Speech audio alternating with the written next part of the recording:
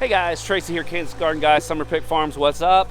It is Saturday, getting ready to drop tomorrow's video, but look what's going on right now. I got a good friend of ours here.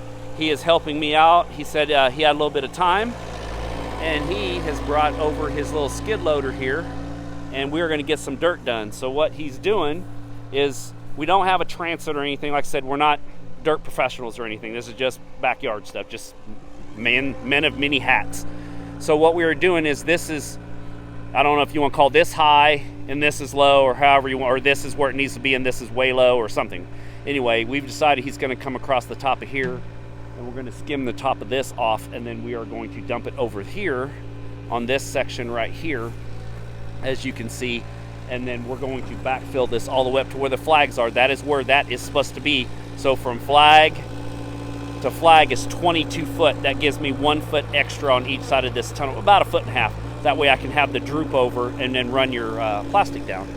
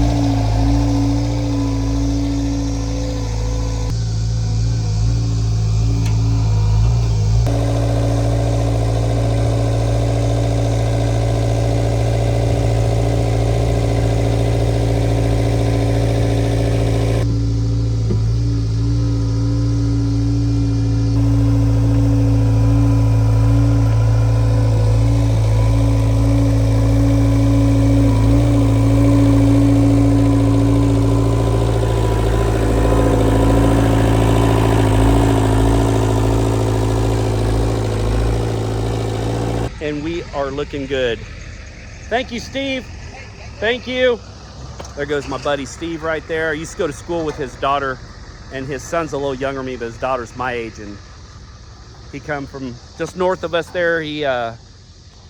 They run a honey farm. They do, I think he said they've got 80 beehives is what they've got in production right now. So they supply a restaurant and do on-farm sales, and they do soap teaching classes, and him and his wife are both master beekeepers. So they also teach classes in, I want to say in Lincoln, Nebraska, they teach a class. They also are on the Council of Beekeeping of America or something like that. I'd have to, one of these days, I'm going to have to, if you guys want, leave comments down below. I may go do a video on just those guys if you're interested in any type of beekeeping. But here we go. Looks really good. Like I said, like we both talked about, we're both not dirt workers. He just happens to have a uniloader at his house that he uses for farm chores. And I just happen to be a guy that needed a hand. So this tunnel is going to be 20 foot wide, 54 feet long.